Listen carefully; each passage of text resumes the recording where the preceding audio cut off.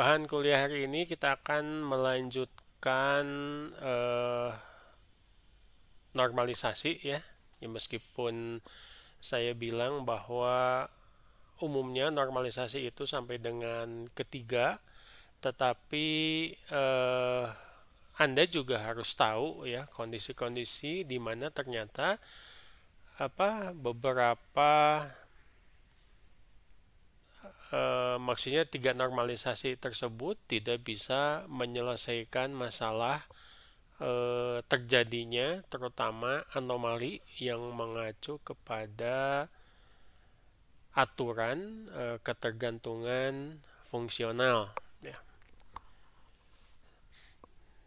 Saya harap Anda sudah paham mengenai yang ke satu, kedua, dan ketiga ya, mengenai redundansi, lalu ketergantungan parsial dan ketergantungan transitif, baik secara konsep maupun prakteknya.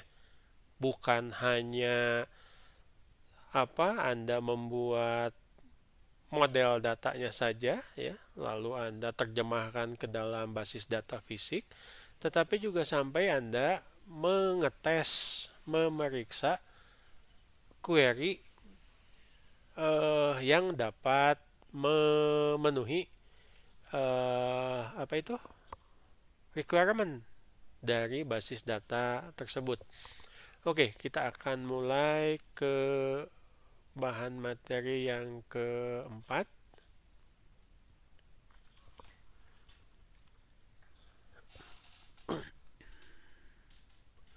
Saya menyebutnya normalisasi lanjut ya. Kalau di buku-buku itu suka disebut sebagai advanced normalization. Termasuk juga nanti di belakangnya kita akan melihat fungsi yang disebut sebagai denormalisasi. Oke, kita mulai.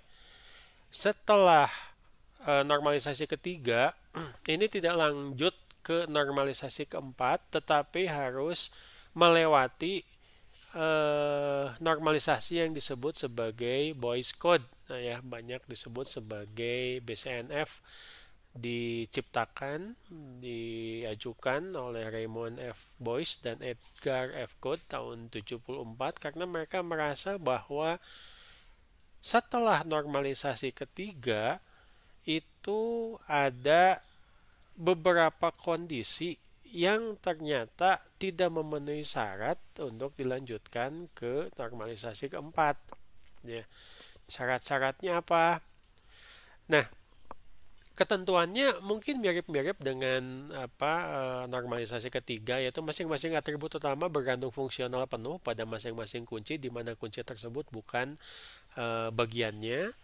Lalu relasi adalah BCNF optimal jika setiap determinan atribut-atribut relasi adalah kunci relasi. Dengan kata lain bahwa setiap non-key itu bergantung kepada primary key. Nah, relasi adalah BCNF disebut optimal, lebih bagus dari normalisasi ketiga. Jika data disimpan dalam beberapa atribut, maka atribut-atribut tersebut merupakan satu kunci relasi. BCNF tidak memiliki lebih dari satu kunci. Nah, sebetulnya BCNF itu tetap harus, ya semua normalisasi juga ya sebenarnya seperti ini, harus memenuhi syarat normalisasi 1, normalisasi 2, dan normalisasi 3. Kondisi seperti apa yang membedakan?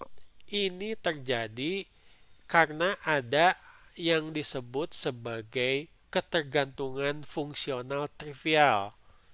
Jadi kompleksitasnya sedikit lebih tinggi dibandingkan dengan normalisasi ketiga. BCNF katanya sudah pasti 3NF, tapi 3NF belum tentu BCNF. Jadi kalau kita nyebut ya dalam bahasa istilah mudah itu adalah ketergantungannya rada-rada muter, itu disebut trivial. A menentukan B, B menentukan C, C muter menentukan A. Nah, itu yang disebut sebagai trivial. Bingung ya? Muter gitu loh, ya. Anda bisa bayangkan ya, A menentukan B, B menentukan C, tapi C ternyata bisa menentukan A. Nah, Ini tidak bisa ditangani oleh ketergantungan fungsional diselesaikan oleh hanya normalisasi ketiga atau 3NF ya. Yang pertama problemnya sama ya dengan 2NF. Kenapa harus sampai BCNF? Karena dalam satu entity itu lebih dari satu atribut key dan masing-masing key menentukan atributnya masing-masing. Ada kemungkinan bahwa ada primary key, ada secondary key. Betul sudah diselesaikan misalkan di normalisasi kedua, betul misalkan sudah diselesaikan di normalisasi ketiga, tapi ternyata kalau Anda lihat di contoh, lihat ini yang paling bawah, ya. Ini yang primary key menentukan E, yang secondary key menentukan F, ya.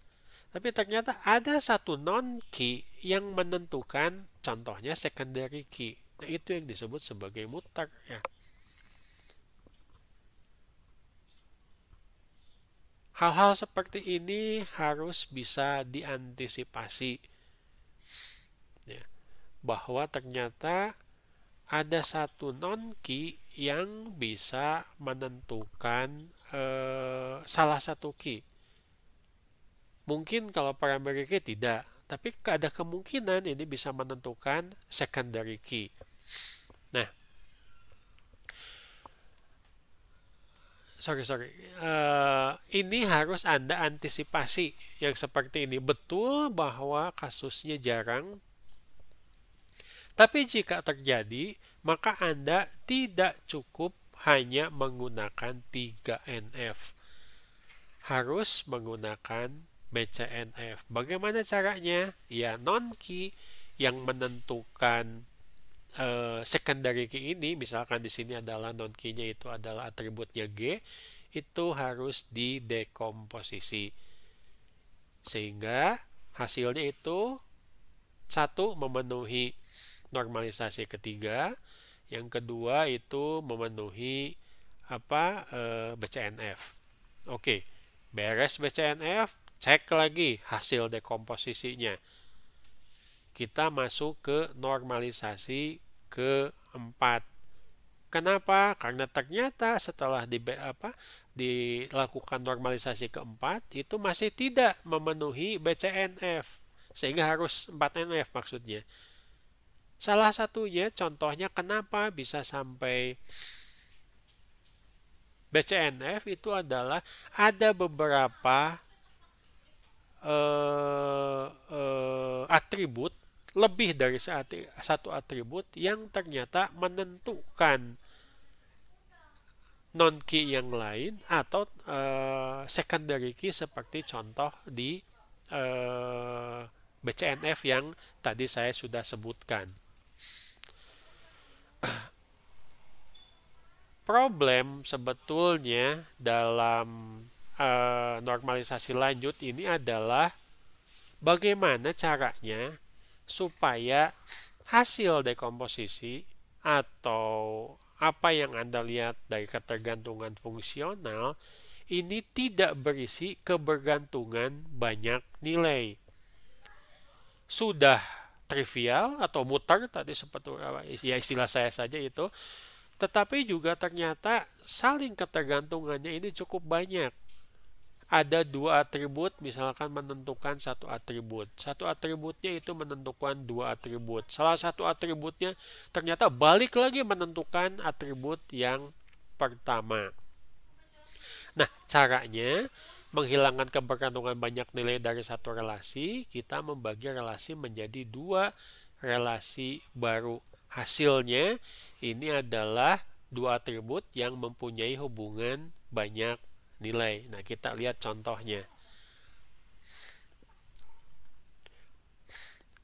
Problem, kalau Anda lihat ini awal, ya.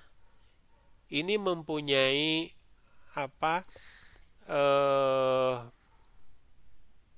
calon key, ya, bukan hanya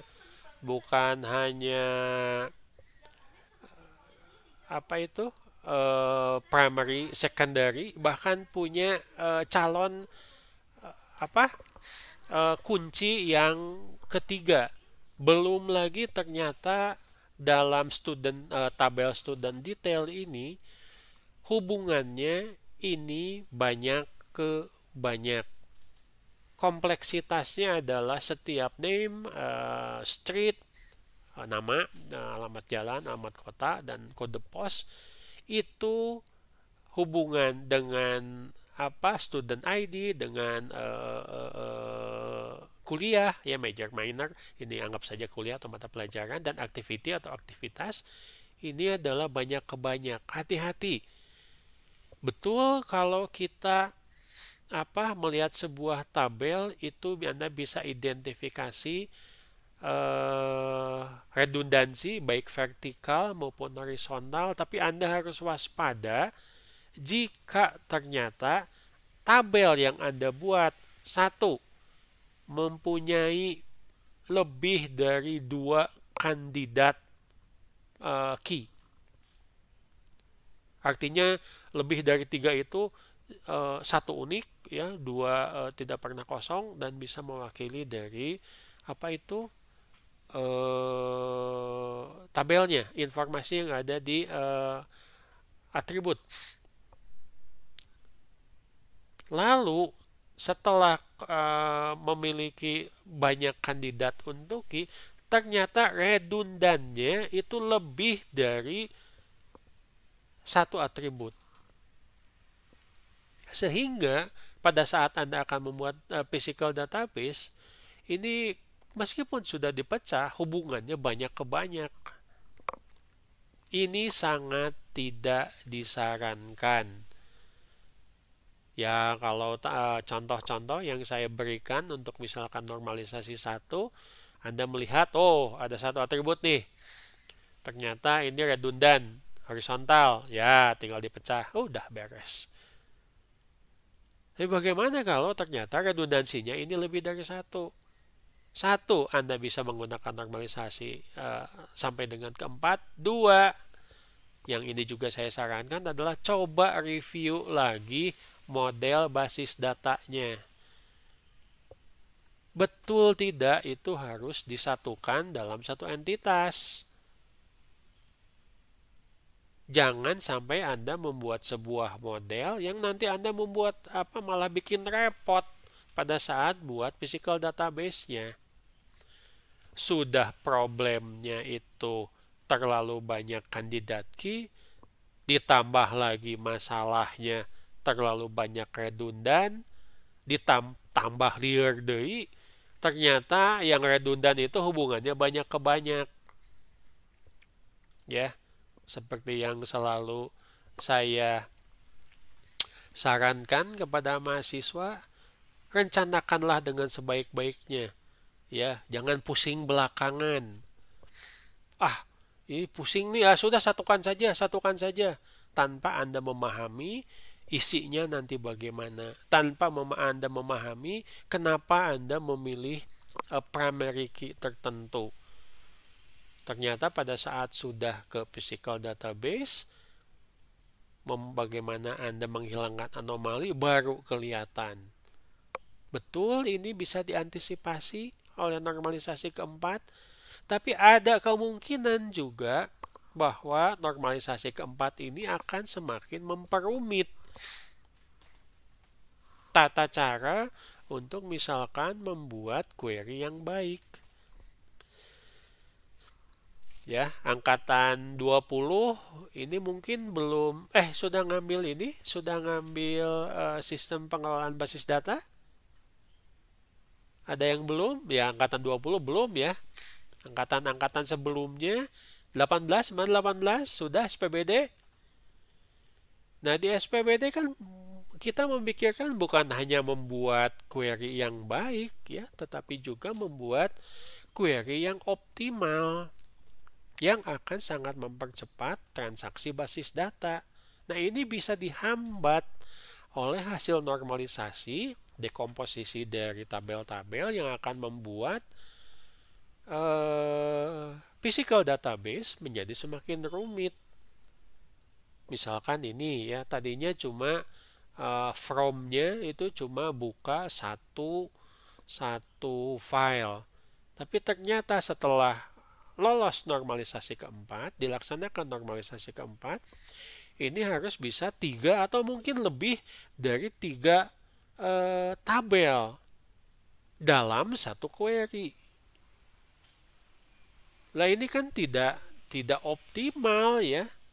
Bayangkan sebuah query membuka 3 tabel, masing-masing tabel misalkan punya 100.000 record.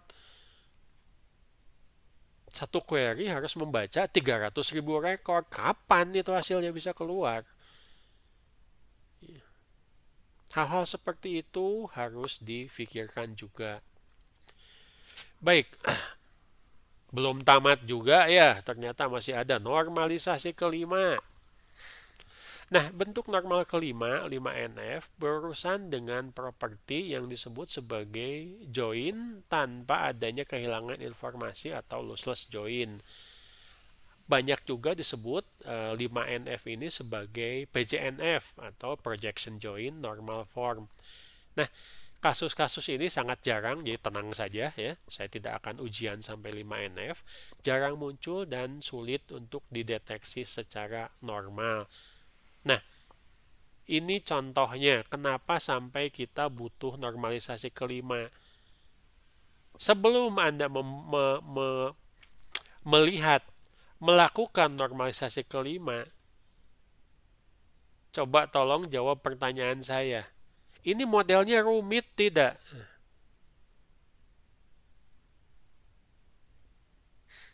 Modelnya efisien tidak? Apakah betul member itu harus berhubungan banyak ke banyak dengan software dan book? Atau ternyata hal ini bisa terjadi karena Anda kurang paham dengan requirement. Kenapa? Saya ulangi ya, yang dari awal mungkin Anda pada saat kuliah di perancangan basis data itu juga kurang memperhatikan atau kurang paham. Saya selalu bilang, pada saat Anda membuat sebuah model data, tidak selalu semua entitas itu harus tersambung dengan semua entitas. Ini akan meningkatkan kompleksitas. Kenapa A hanya tersambung dengan B? Kenapa kalau mau ke C dari A itu harus lewat B? Kenapa tidak langsung saja A ke C? Nah, ini kan berkaitan dengan pemahaman Anda pada requirement. Kalau tidak penting-penting amat, ya nggak perlu nyambung. Karena nanti akhirnya bisa seperti ini. Ya, saya melihat ada beberapa desain dari mahasiswa itu ngumpul di satu entitas karena dia berpendapat bahwa entitas tersebut ini adalah entitas yang sangat penting. Pak, kalau di bengkel mobil, ya entitas mobil yang paling penting sehingga entitas mobil itu harus tersambung ke spare part, ke montir, ke pelanggan, ke biaya. Tapi kan tidak juga seperti itu. Anda harus paham dulu requirement-nya apa. Mana yang paling penting di sini? Basis datanya dirancang untuk apa? Apakah kelayanan customer? Apakah untuk gudang, misalnya gudang spare part? Dokter itu Pak di rumah sakit sangat penting. Perawat itu. Sehingga dokter itu harus nyambung dengan perawat dan nyambung dengan semua bagian. Ada laboratorium, ada klinik, ada apotek.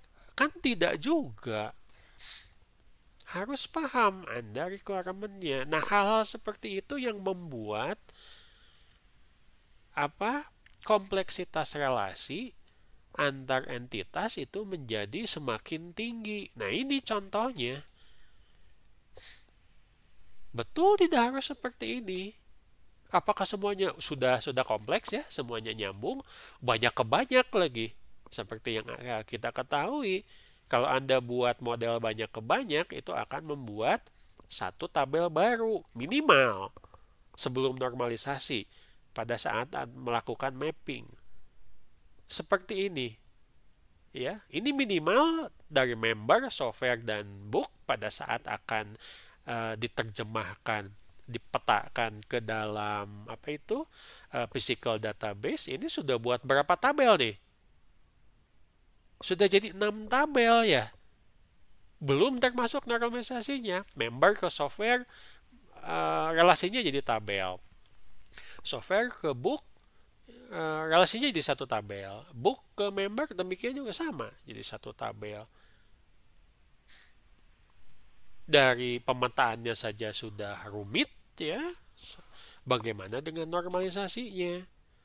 Bahkan harus sampai ke 5. Nah, hal-hal seperti ini ternyata dalam beberapa kasus itu membuat tujuan normalisasi menjadi tidak tercapai. Ya akhirnya seperti ini ya.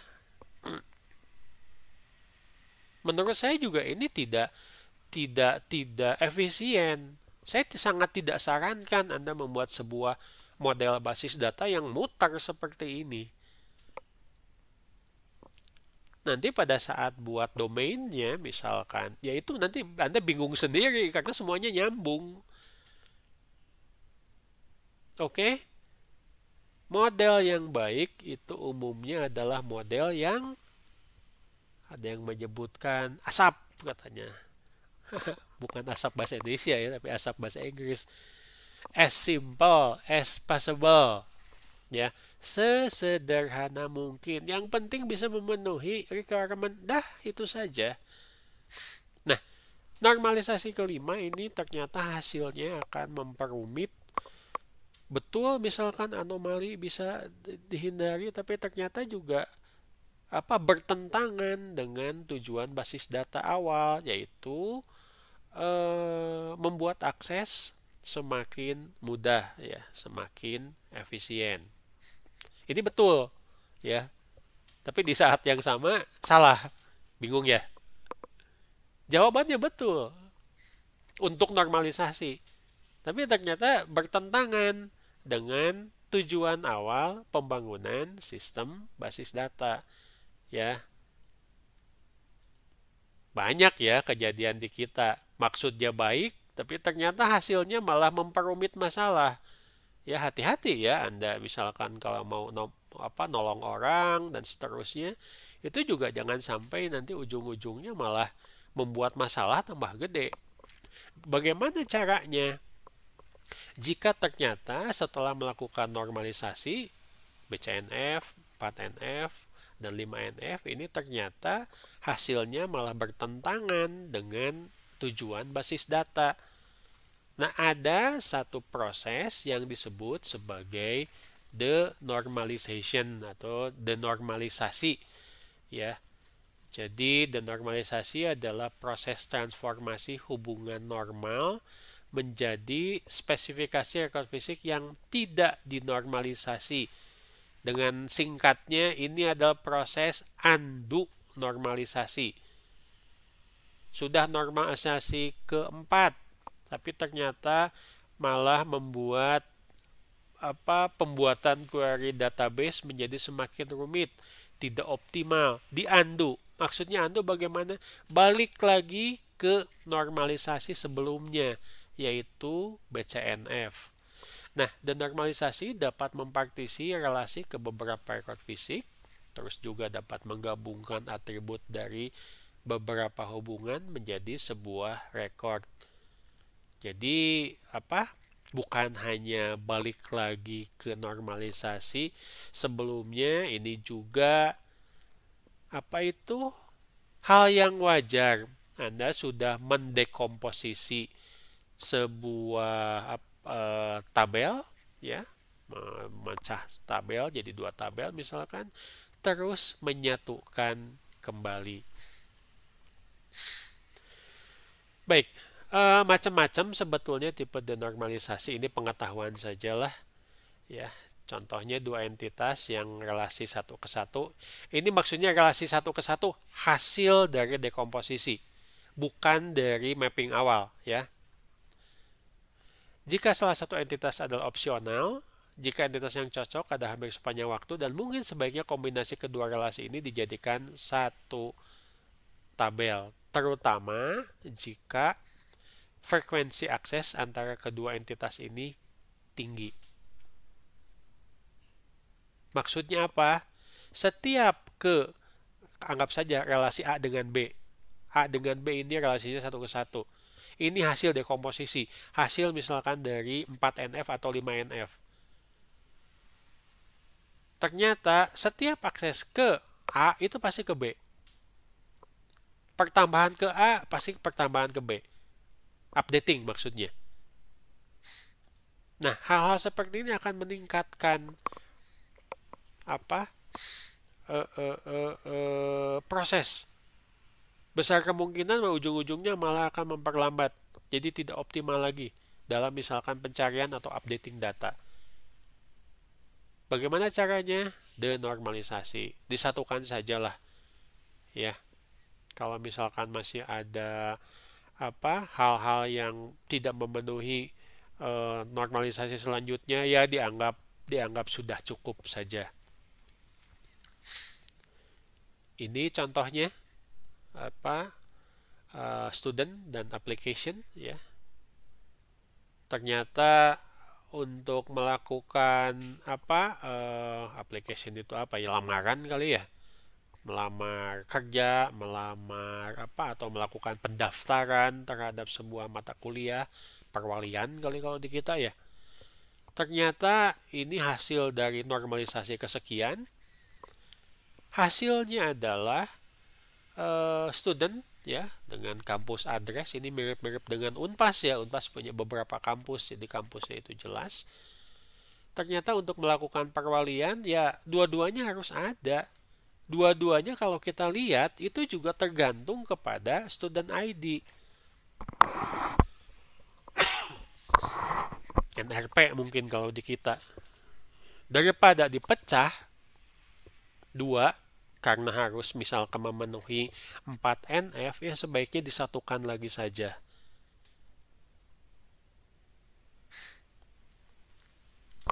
Coba saya tanya, kalau Anda melakukan perwalian, kita sudah masuk perwalian ya Senin ini untuk semester baru. Anda lakukan berapa kali?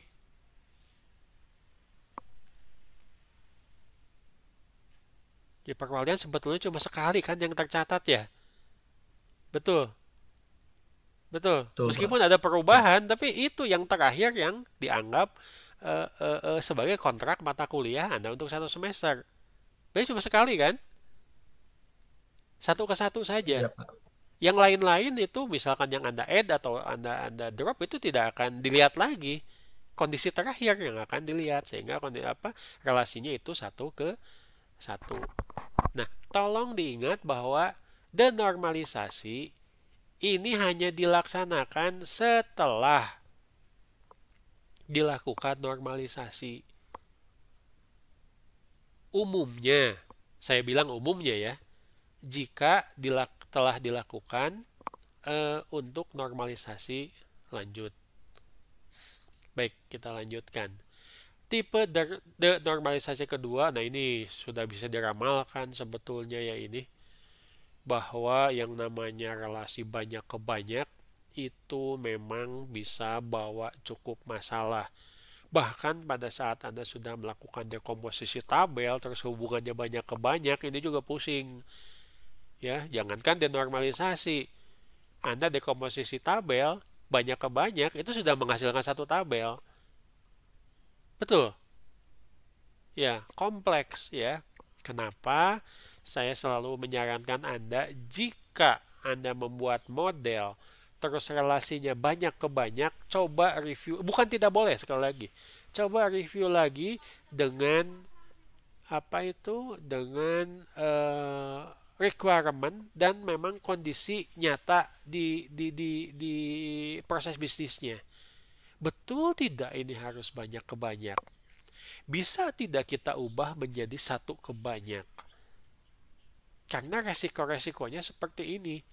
Ya, bahkan setelah dilakukan normalisasi sekalipun, ternyata hubungannya misalkan ya masih banyak ke banyak atau ada entitas asosiatif.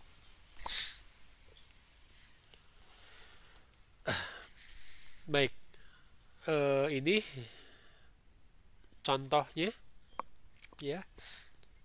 Ada vendor, ada penyedia barang ya, supplier mungkin di kita, ada harga, lalu ada item barang.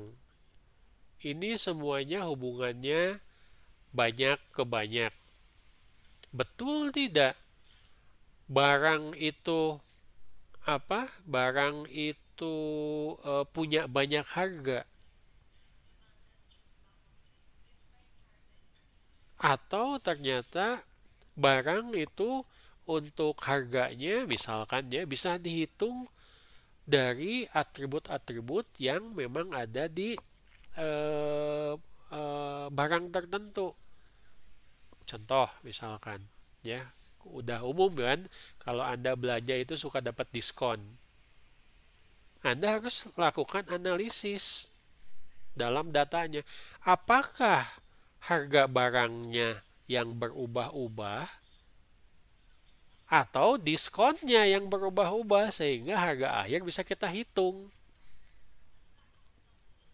Saya yakin harga barang itu tetap dimanapun, ya, tapi yang berubah itu misalkan umumnya adalah diskonnya, ya, diskon lebaran lah, diskon akhir tahun lah, diskon Natal, ya, sehingga kenapa si harga harus dipisah dari barang? Ya sudah, satukan saja.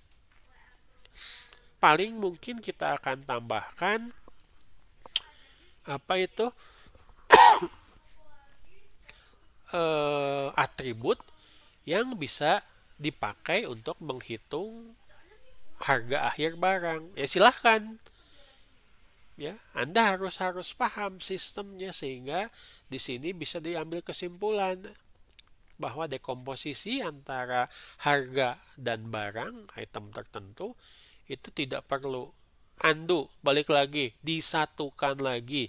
Dekomposisi dibatalkan hanya menjadi barang saja. Ya, ini misalkan sudah lewat apa ya BCNF, Anda lakukan 4NF, ternyata hasilnya seperti ini.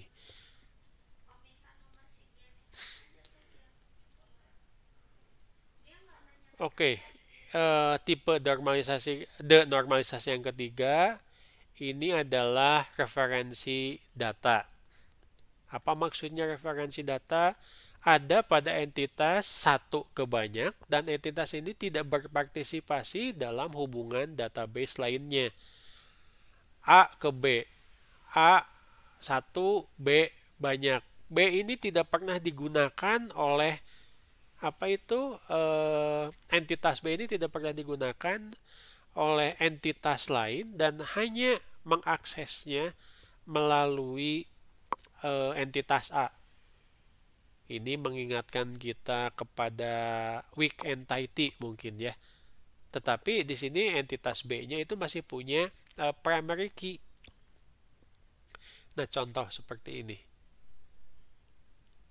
Setiap item barang itu punya cara penyimpanan ya.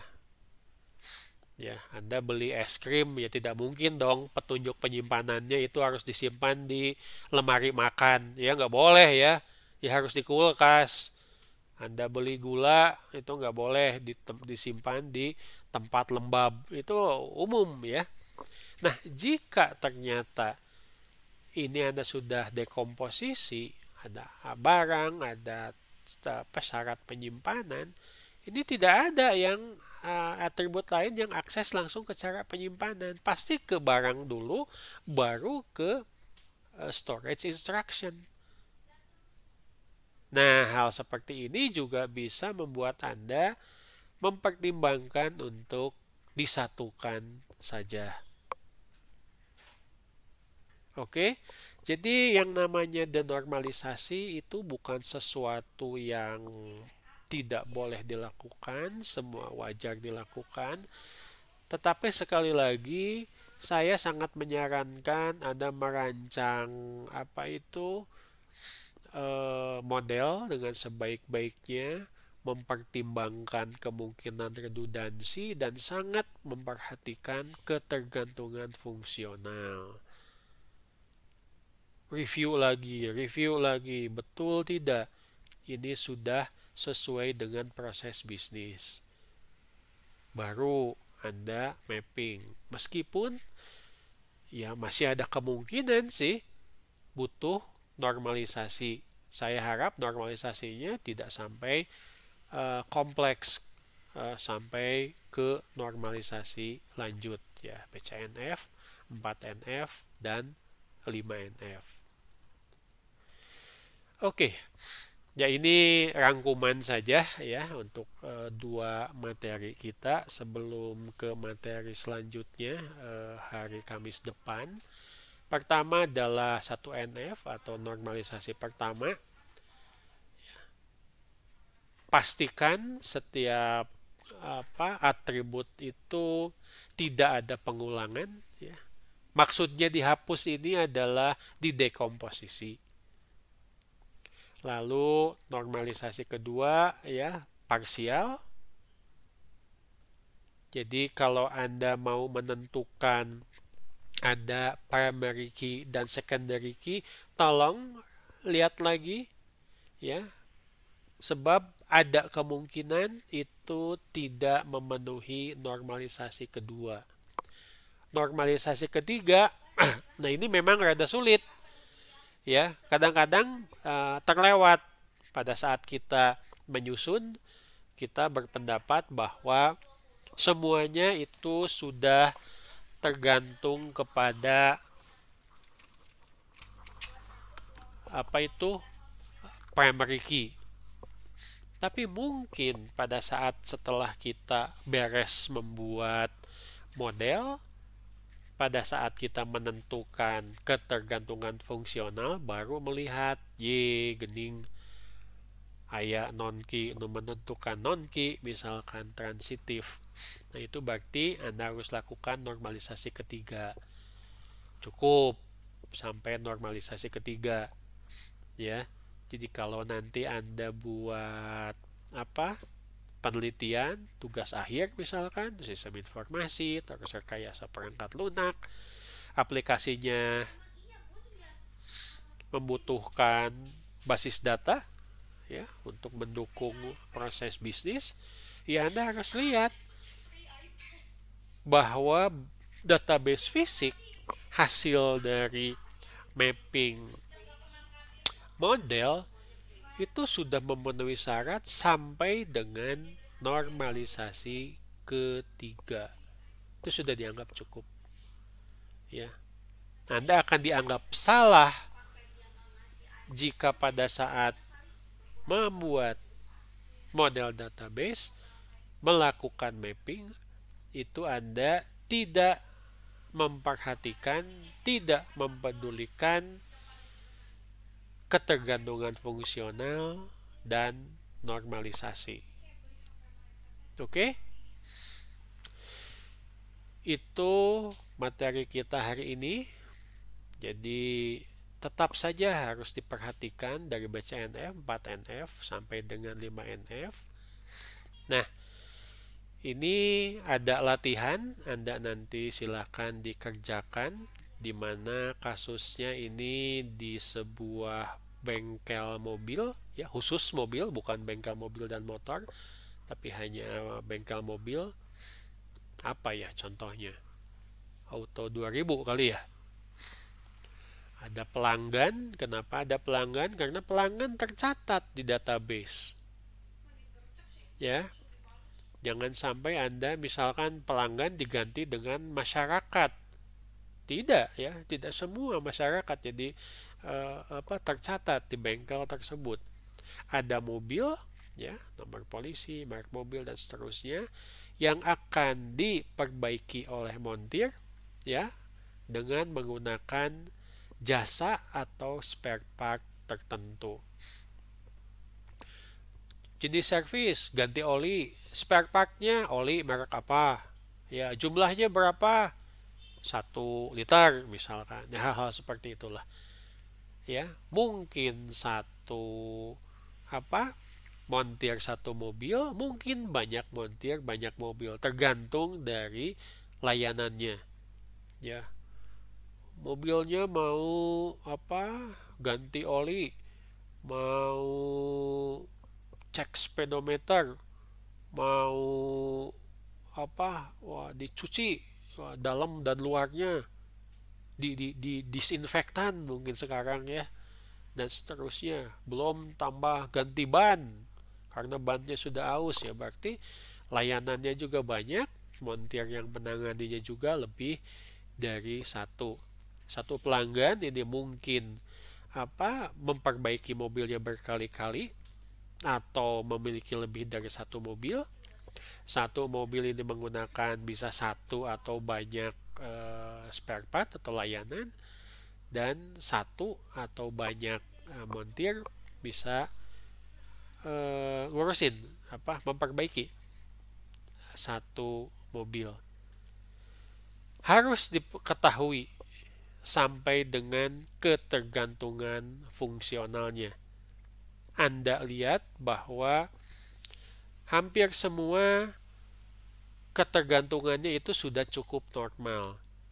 Pak, gimana kalau kita melihat sebuah tabel ini tidak ada redundan, terus semua non-key-nya tergantung kepada primary key. Ya berarti itu sudah lolos 1 NF, lolos 2 NF, dan lolos 3 NF.